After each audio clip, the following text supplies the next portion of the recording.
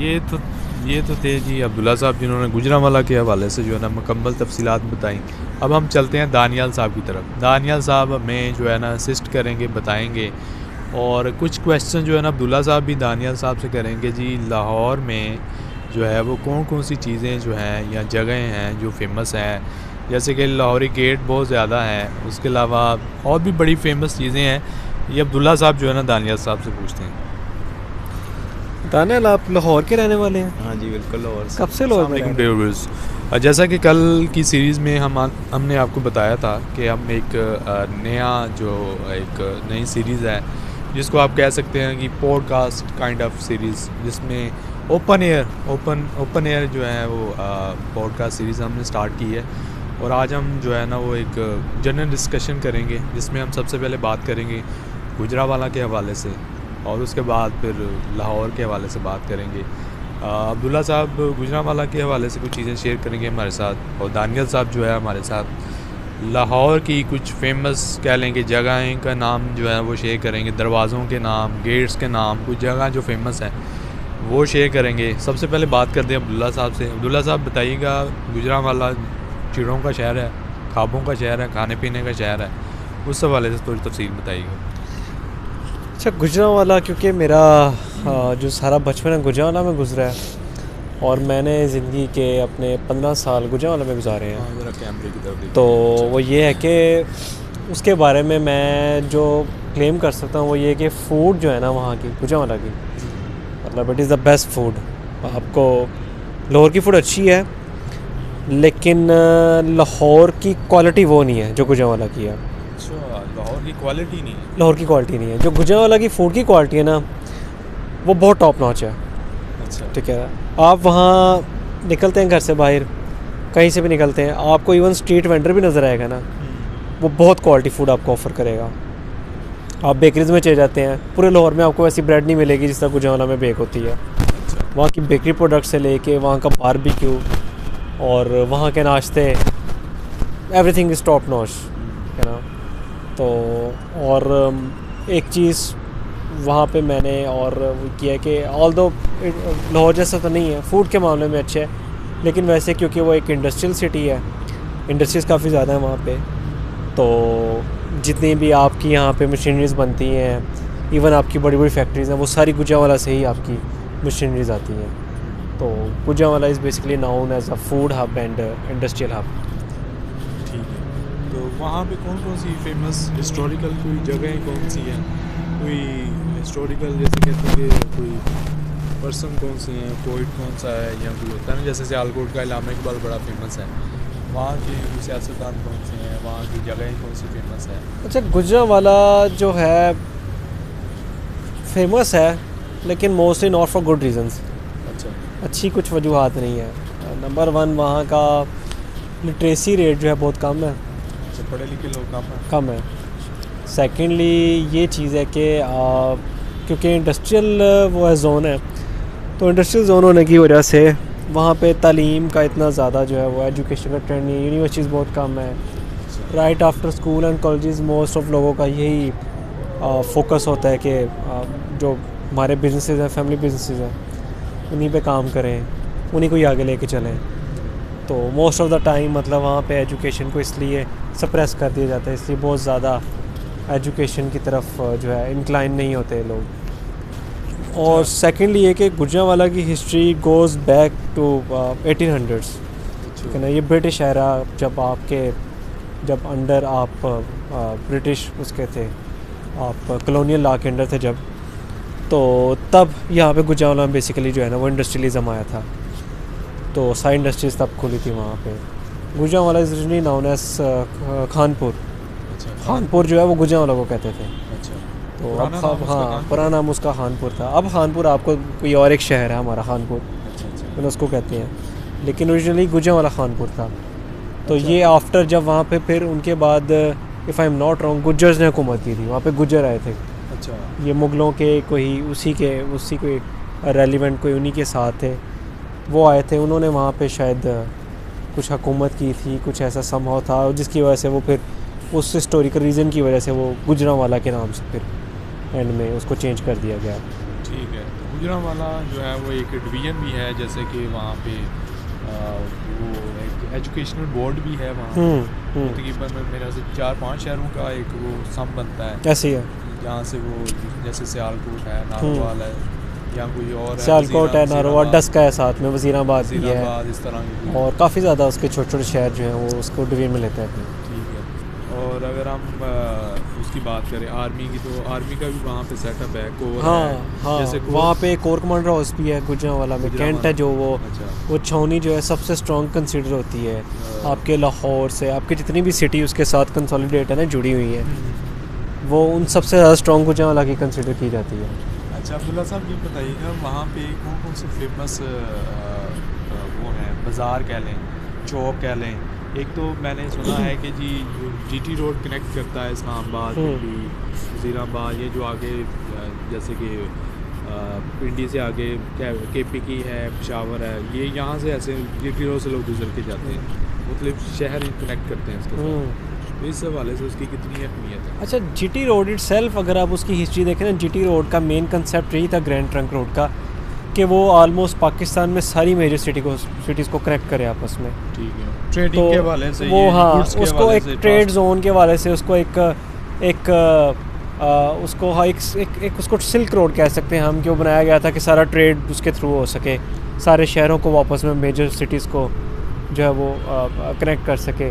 तो उसका पर्टिकुलरली सिर्फ पिंडी और इस्लामाबाद से नहीं, उसका go through GT road overall आपको पैसेज देता है सारे शहरों में। ये नॉर्थ वाली साइड सारी कनेक्ट होती है, सारी कनेक्ट, लाहौर से भी जीटी रोड आपका है सारा, इवेंचुअली गुजरांवाला के वे के थ्रू आप वहीं पे जाते हैं। तो बाकी हिस्ट्री में बात करें गुजरांवाला की, तो हिस्ट्री क्योंकि ऑब्वियसली एक हिस्टोरिकल प्लेसेस कौन सी? हिस्टोरिकल प्लेसेस ज़्यादा नहीं है, क्योंकि ऑब्वियसली किला है, जैसे लाहौर का किला हाँ, है, इस तरह की उधर है। अच्छा, गुजरांवाला में जो है कोई ऐसा कोई इतनी फेमस जगह नहीं है, लेकिन वहाँ पे हिस्टोरिकल मोनूमेंट्स काफ़ी ज़्यादा हैं। अच्छा। मोनूमेंट्स काफ़ी ज़्यादा हैं, क्योंकि वहाँ पे ऑब्वियसली वहाँ पे हिंदू भी काफ़ी उसमें थे। हाँ, उनकी मेजॉरिटी थी हिंदुओं की भी। और पुराना अगर आप देखें ना, जिसे लंडा कहते हैं हम, शेरांवाला बाग कहते हैं। अच्छा, शेरांवाला बाग इज़ बेसिकली इटसेल्फ, वो शेरांवाला बाग जगह का नाम है, वो उस लंडे बाज़ार का नाम नहीं है, और वो शेरांवाला बाग है सबसे पुराना है। अच्छा। मतलब पाकिस्तान की हिस्ट्री अगर पुराना देखें ना, तो वो एक हिस्टोरिकल जगह है, वहाँ पे पुराने मंदिर हैं, आपको सारे वहाँ पे हिस्ट्री के जो पुराने मोनूमेंट्स हैं आपको नज़र आएंगे। अच्छा, गुजरांवाला का जो इंफ्रास्ट्रक्चर है वो कैसा है, मतलब पुराना है, लेटेस्ट है, या काफ़ी? अच्छा, जो इंफ्रास्ट्रक्चर है ना, क्योंकि आई टोल्ड यू अर्लियर कि Gujranwala is non for not particular good reasons. तो इंफ्रास्ट्रक्चर जो है गुजरांवाला का अनफॉर्चुनेटली कोई बहुत ज़्यादा अच्छा नहीं है।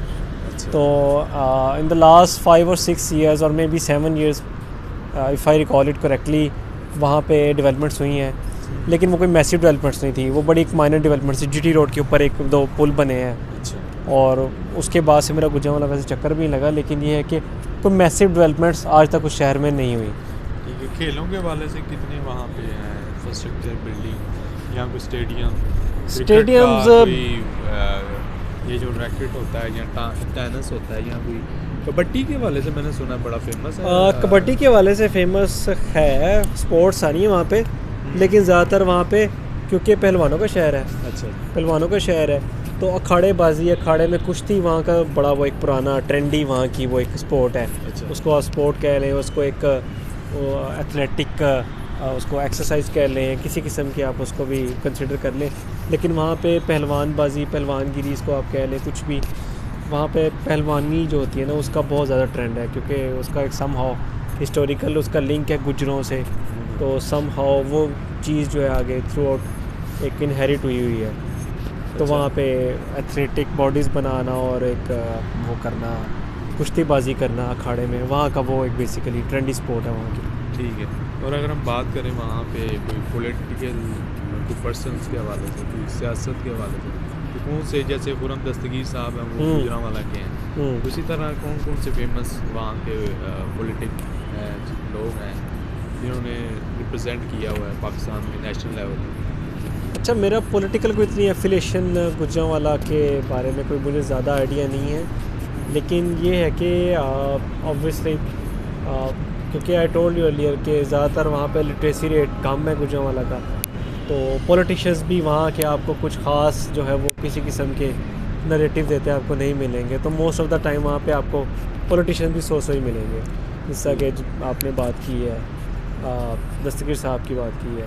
अच्छा, इंटरनेशनल लेवल पे वहाँ से कोई बंदा, जैसे इंटरनेशनली कोई लोग होते हैं जो रिप्रेजेंट करते हैं पाकिस्तान को, इंटरनेशनली भी वहाँ के कोई हैं? इंटरनेशनल बिल्कुल गए हैं। अगर if I am not wrong, शायद वहाँ से स्नूकर चैम्पियन भी गए हुए हैं गुजरांवाला से, और वर्ल्ड वाइड चैम्पियनशिप्स में काफ़ी ज़्यादा बॉडी बिल्डर जो हैं वो गुजरांवाला से जाते हैं।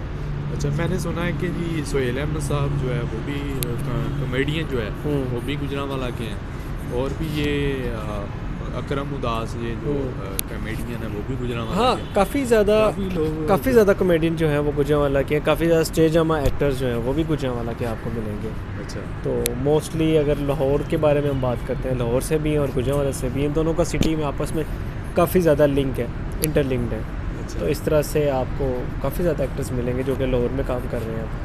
अच्छा अब्दुल्ला साहब, ये गुजरांवाला जो है ये नेशनल लेवल पे कितना कंट्रीब्यूट कर रहा है? लाइक एग्रीकल्चर वहाँ पे अगर चीज़ें पैदा होती हैं तो वो उसका कोई जीडीपी में क्या रोल है? अगर वहाँ पे इंडस्ट्रियल कोई अगर सेटअप है वहाँ पे तो उसका कितना रोल है?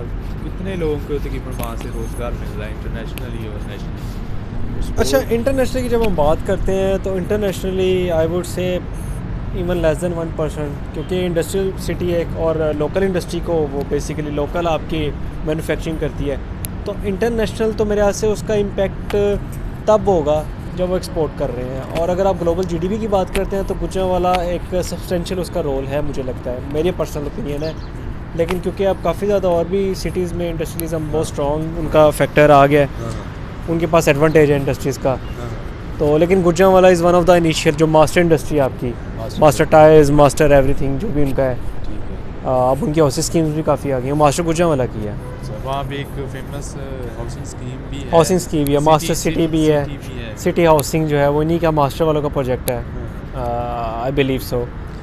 तो वो ये है कि वहाँ की जो इंडस्ट्री है ना वो काफ़ी मैन्युफैक्चरिंग करती है, आपके चूल्हों से लेके, आपकी मशीनरी से लेके, आपके पंखों से लेके, आपकी जितनी भी इलेक्ट्रॉनिक्स बनती है सारी गुजरांवाला में बनती हैं। वो बड़ी फेमस है, वो बड़ी फेमस है और वो बना के आगे सप्लाईज देते हैं दूसरे शहरों को, और इवन एक्सपोर्ट भी की जाती है। एक्सपोर्ट भी तो आई बिलीव ये जीडीपी में आपकी काफ़ी ज़्यादा एक रोल जो प्ले करता है। और इससे लोगों का, वहाँ के लोगों का रहन सहन भी अच्छा हो, वहाँ के लोगों का रहन सहन इंडस्ट्री के थ्रू ही है, क्योंकि लिटरेसी रेट का ज़्यादा नहीं है और ज़्यादा वहाँ पे कॉर्पोरेट फर्म्स नहीं है। तो लिहाजा अगर हम कहें कि 9 to 5 डेस्क जॉब्स हैं वहाँ पे पढ़े लिखने वाली, तो वो बहुत ज़्यादा शायद आपको कराची जैसे, लाहौर जैसे मेट्रोपॉलिटन सिटी की तरह आपको नहीं मिलेगी। ठीक है, तो आबादी की अगर बात की जाए, कितनी की आबादी आप क्या समझते हैं? कितनी कि 2 करोड़ है, 1 करोड़ है, 50 लाख है, 5 लाख? क्योंकि छोटा शहर है लाहौर से, अगर हम लाहौर से कंपेरिजन करते हैं इसकी तो है गुजरांवाला को, करोड़ 1.5 करोड़ आबादी। हाँ, तो आई गेस लाहौर का 50% होगी गुजरांवाला में। काफ़ी ज़्यादा वहाँ आपको नजर आएगी, 70-80 लाख लोग होंगे, काफ़ी लोग हैं गुजरांवाला में। अच्छा, ये तो थे जी अब्दुल्ला साहब जिन्होंने गुजरांवाला के हवाले से जो है ना मुकम्मल तफसीलात बताई। अब हम चलते हैं दानियाल साहब की तरफ। दानियाल साहब हमें जो है ना असिस्ट करेंगे, बताएंगे, और कुछ क्वेश्चन जो है ना अब्दुल्ला साहब भी दानियाल साहब से करेंगे जी। लाहौर में जो है वो कौन कौन सी चीज़ें जो हैं या जगहें हैं जो फेमस हैं, जैसे कि लाहौरी गेट बहुत ज़्यादा है, उसके अलावा और भी बड़ी फेमस चीज़ें हैं। ये अब्दुल्ला साहब जो है ना दानियाल साहब से पूछते हैं। दानियाल, आप लाहौर के रहने वाले हैं? हाँ जी, बिल्कुल लाहौर से। कब से लाहौर में रह रहे हैं? कब से रह रहे हैं आप लाहौर में? मैं जनाब लाहौर में रह रहा हूँ तकरीबन 20-25 अरसे से रह रहा हूँ लाहौर में। हमारे बावजाद जो है वो लाहौर के थे, मेरे दादा अबू वो लाहौर में गरी शो में रहने वाले थे, और मेरे परदादा वो पटवारी थे। अच्छा, लाहौर में गरी शो के। आपके जो दादा अबू थे वो नून लीग के सपोर्टर हैं? वो पीटीआई सपोर्टर्स थे। पीटीआई सपोर्टर थे। हाँ, तब तो पीटीआई मुश्तमिल ही नहीं थी करती ना, हाँ, तो लेकिन क्या- पीटीआई तो बाद में आई है ना, तब तो ये चीज़ें नहीं थी। तब तो वो जाहिर सी बात है नून लीग किए थे। तो ये वो दादा अबू के जाने के बाद से ही कोई नून लीग आई है मेरे ख्याल से। काफ़ी पुराने रहने वाले हैं लाहौर के, आपके हाँ दादा जी। परदादा, आपके हाँ। सिस्टर जो है लाहौर में हाँ रहते थे, सही है। तो काफ़ी ज़्यादा वाकिफ़ हैं आप लाहौर से। हाँ जी।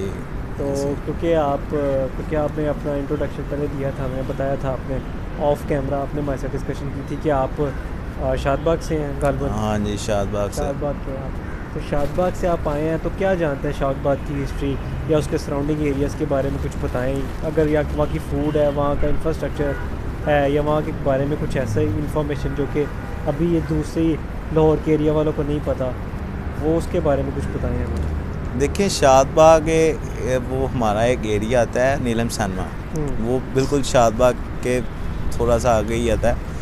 आप वहाँ पर जाते हैं, वो नीलम सैनमा असल में वो वहाँ पर था एक सैनमा। अच्छा। लोग जाते थे रात को काम शाम से आके और फिर बंदा एंजॉय करने जाता है जैसे, तो वहाँ पर एक सैनमा था, वो उस चौक का नाम उन्होंने फिर नीलम सैनमा उन्होंने रखा।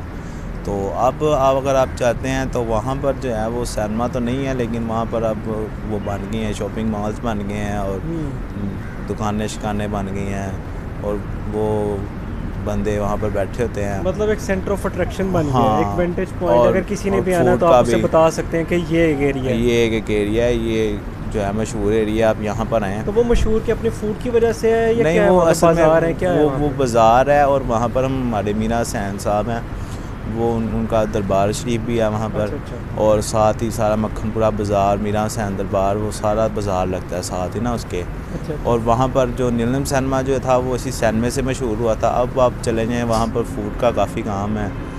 जैसे आपने कहा कि जी आपका गुजरांवाला में काफ़ी है, खाने की क्वांटिटी अच्छी है और क्वालिटी भी अच्छी है। वैसे ही अगर आप लगे चक्कर आप आएँ हमारी तरफ, आपको हम खिलाएँगे, आपको पता चलेगा कि भाई लाहौर में भी कोई अच्छे देते हैं क्वांटिटी में चीज़ें ना। तो ये इस वजह से हमारा तो जो क्या है अच्छा ना, मिलता है आपके उस एरिया से जिसको आप कहेंगे कि मैं इसको रिप्रेजेंट कर सकता हूँ कि ये लाहौर के उस कॉर्नर से मिलता है जो जैसी क्वालिटी वहीं से नहीं, कहीं और से नहीं मिलेगी? देखें वहाँ पर हमारा एक बहुत मशहूर है उस्ताद मोहतम मुर्ग चने वाला। उसके जैसे आपने सुना होगा जीला चने वाला, मोहब्बतें डालता है अपनी देसी घी, और वैसे ही वहाँ पर वो मटन शटन डालते हैं गोश्त के अंदर, चनों के अंदर। तो वो बड़ा एक लजीज सा, दिन में उसके काफ़ी ना मशहूर होता है। वो संडे को आप जाएँ, उसके पास बहुत रश होता है।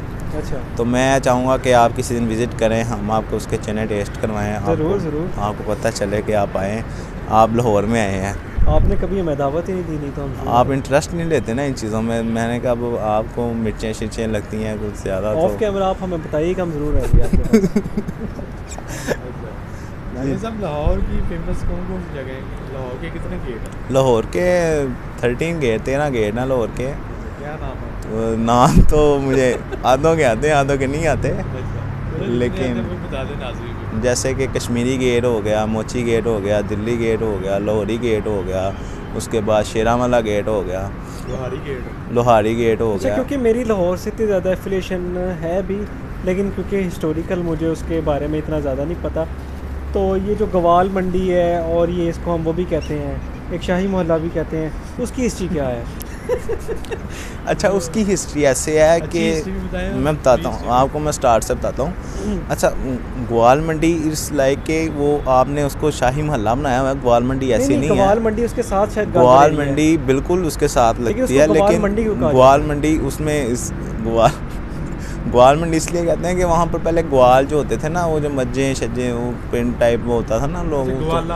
हाँ ग्वाले ग्वाला थे, जो होते गुज्जर थे, टाइप, दूध हाँ वाला। वो इसलिए उन्होंने ना उसको ग्वाला, लोग वहाँ पर ऐसे लोग रहते थे तो उन्होंने ना ऐसे उसका नाम ग्वाल मंडी रख दिया था। अच्छा, तो जो आप शाही महल्ले की बात कर रहे हैं ना, वहाँ पर पहले जो मुगल आज़म का दौर था तब वो ना इन्होंने ना शायद बादशाहों की वो एक खास बादशाहों जगह के थी। वहाँ पर ना ये एक होता था, जैसे हमारे अब तो स्विमिंग पूल है ना, वहाँ पर ये तालाब होता था, यहाँ पर बादशाह आते थे, यहाँ पर वो नहाते थे, और जो वो उनकी कुछ जगह को भी कुछ कहते हैं, वो नहाने वाली, उन्हें क्या कहते हैं?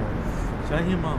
हमाम कहते हैं। शाही हाँ, हमाम। हाँ, तो जो है, वो शायद हमाम थे वहाँ शाही पे। इमाम, हाँ, और वहाँ पर ना ये ख़वातीन होती थी, वो मलका के ना जो बादशाह की बीवियाँ होती थी, उनके साथ ना वो उनको नहलाती थी, उनके हाथ मुँह ऐसे ना, तो वो इस वजह से ये वहाँ से स्टार्ट हुआ था। तो अब लोग जैसे जैसे बदलता रहा दौर, तो क्या वहाँ पे इन सारी जो पुराना इंफ्रास्ट्रक्चर है, ये हमाम है या उनकी वो जो पुरानी हिस्टोरिकल उनकी लेफ्ट ओवर्स हैं, उनको प्रिजर्व किया गया किसी तरीके से कि ख़त्म कर दिया उन सब चीज़ों नहीं, को? वो तो बिल्कुल ऑपोजिट है ना। ये तो अब आप तो ये तो कहने वाली बात ही नहीं है। अब मैं क्या कहूँ इस बारे में, आप तो वैसे ही समझदार हैं, आपको तो समझ जाना चाहिए। लेकिन वो उसी टाइम पे उन्होंने ना आस्ता आस्ता उसको ना इस चीज़ में कन्वर्ट कर दिया कि जी यहाँ पर ये चीज़ होती है। अब आप जाएंगे रिहायशों में तब्दील कर दिया वहाँ पर मुख्तलिफ घर हैं, अब वो घर होते हैं, वो उन्होंने एक गली बनाई हुई है, वो गली से हम निकलते हैं शायद ना, उनकी इर्द गिर्द चारदीवारियाँ करके उनको वहाँ पे कमरे टाइप उन्होंने बनाए हुए हैं और दरवाजे हैं कमरे टाइप, आप जाते हैं विज़िट करते हैं।